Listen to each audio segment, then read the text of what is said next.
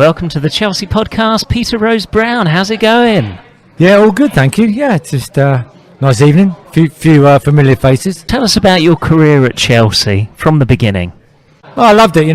Born in Hampton, just outside, and Hampton Court, that area. Got spotted when I was young, 12 years old. Signed as like a schoolboy forms. Danny Blanchflower signed me as a pro. So left school, 78, quality, loved it. Always a Chelsea boy. And then made my debut at 17, Jeff Hurst. Match of the day. So I looked quite good on Match of the Day. And then, just had some glory days as well. It's really nice times. Some great players, your Pat Nevins and your Speedos and, Kerry Dixon, Mickey Joy, Wixie over there. Some great times. So I think 109 games, Chris, actually, for Chelsea. There's a couple that stand out. And what do you think was your best match for Chelsea? I enjoyed my debut. On my full debut was 1980, first game of the season at home against Wrexham, 2-2, scored. I think the Chelsea supporters were thinking, we've got a left winger here that can score goals. I think I scored 5 actually in 5 years. So, but anyway, it's fine. I think my glory day for Chelsea was the Liverpool goal in 1982. Drawing Liverpool in the FA Cup in 1982 was they were champions, European champions, and Dalglish, Rush, Hansen, Lawrenson, Grobler, Souness. There's a team. Phil Neal. In fact, I've still got Phil Neal in my pocket if you'd like to see him. And we won 2-0, and I scored after 6 minutes, and then we hung on. But to be fair, I think we played really well that day, and that put me on the map, to be fair, with the Chelsea supporters, which was good. And there was a great atmosphere at the Bridge back then, wasn't there? Yeah, we had. Yeah, the 6 years, the 5 years I was at Chelsea. Sorry, 6 years I was at Chelsea. It was like always second division, which was a struggle. We struggled a few seasons, but we had such good passion as players and team members. And like your Mickey Filleries, your Johnny Bumstead, your Gary Chivers, like Colin Pates, and like people will know that's the passion of the club. Clive Walker, Colin Lee, goodness me. Dennis Rofe at left back behind me with Chris Hutchins as well, and Mickey Joy, Gary Locke, goodness me, it's like Peter Barotta in goal. We weren't the best, but we dug in for the badge, and we loved the club. Money was great, but it wasn't like it is now.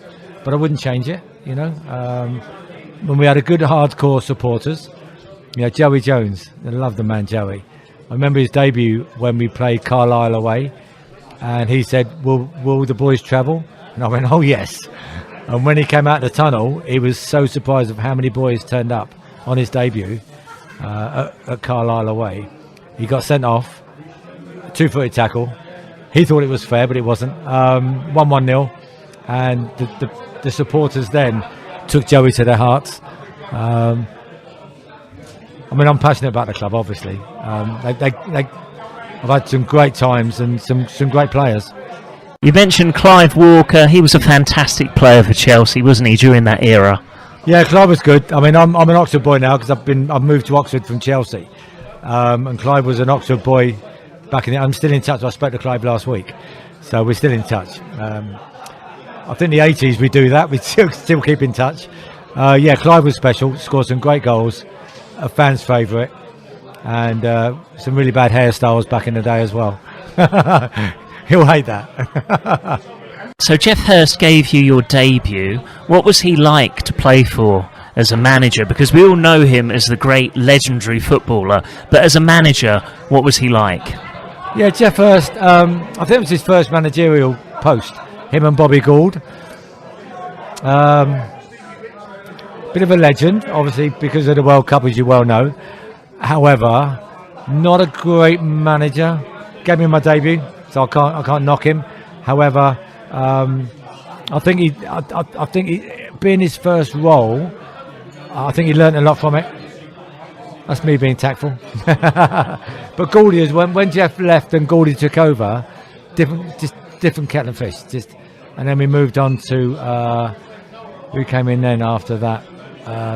John Neal, John Neal, good manager. So, but Jeff gave me my debut. And to be honest, I love him for that. But it's interesting, isn't it? A lot of fantastic, legendary players never really make it as great managers. And I suppose Geoff Hurst was in that mould, really, wasn't he? No, you're right. It's fun, isn't it? You look at it and you think, well, you should have learned something from the game. But I think it was still quite new for him. I don't think he went any further in his career as a manager. I think he probably realised that probably wasn't for him. But I mean, my debut, I think I've said that. Was John Neal probably the best manager you played for? In a Chelsea jet, for sure. He believed in me, played me. I had 109 games for the boys, which was great. He liked his wingers. We had myself, Pat Nevin, Paul Cannaville, Clive. Clive played up top as well. But basically, he believed in me as a young kid, 20, 22. And then, obviously, he comes to the end of your reign at times. But I gave everything for the club, and I gave everything for John and Ian McNeil as well, his assistant.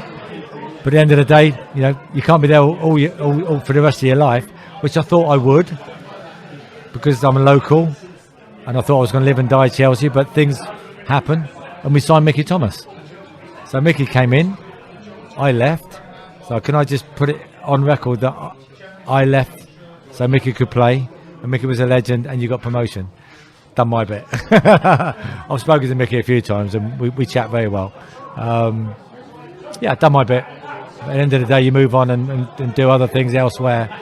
But over the years I've been there, to be honest, I've met some great people. What's it like as a player when you know your time is up at a football club? Have you got any control, any say in what happens? You don't really, because I thought it's really weird, because I was playing in the combination in the reserves, because Clive was playing and I think Canners was playing well. And I was quiet in those days, not now. I was quiet in those days, and I went into John Neal's office and said, I demand to be on the bus to Derby on Saturday. And he went, oh, why that's great. Is it? And I went, no, I demand to be on. I stood up for myself. And on Thursday, Colin Pates said, Rosie, John Gaffer wants to see you. So what I did, I went in, I thought, I'm on the bus, I'm on the bus. And I went in and he said, we've just signed Mickey Thomas. And I went, oh, wow. So that's 5 wingers in the club and your 5th choice? But to be honest, what he did, he got me a move to Oxford United under Jim Smith, Robert Maxwell as chairman. And they got £85,000 for me, record transfer fee that day. I moved to Oxford the next day, because I knew I just wanted to play football. And I knew I wasn't going to get a game at Chelsea again, which was really sad. So I didn't have a choice. I had a year left on my contract. But if I'd have stayed, where'd you go? So it was made clear to you that you weren't going to be involved in the first team plans at that stage. To be fair, I will say, he said, do you want to go? And I went, have I got a choice? He went, you can stay, but I advise you to go. And I said, well, what do I ask for? Because I was naive. I've been at Chelsea since I was 11. And he said, well, you need to ask for this. You need to ask for a signing on fee, which is this much. Wow, big money. Because I'm 22, but I'm still a kid. And then he said, you need to ask for this. Wrote it all down for me. Sent me on the road to Oxford. And Jim Smith signed me. I asked for what John said. Got it all signed up, and I signed the next day. You don't do that transfer like nowadays, do you? You have to speak to your agent first. I rang my mum. She was my agent. And you know what she said? Oh, Oxford, that's got a lovely shopping centre in Oxford called the Westgate. Go and sign for them. So I did. And I'm still there, so it's fine. Thanks a lot for joining us on the podcast. I hope you enjoy the rest of your evening. Thank you. I just want to say thanks to all the Chelsea boys and stuff, because for the start of my career and the best time ever, from the age of 11 all the way through to 22 to 11 years with the club. It's the best thing I've ever done. Thank you. Thanks for joining us. Top man. Thank you.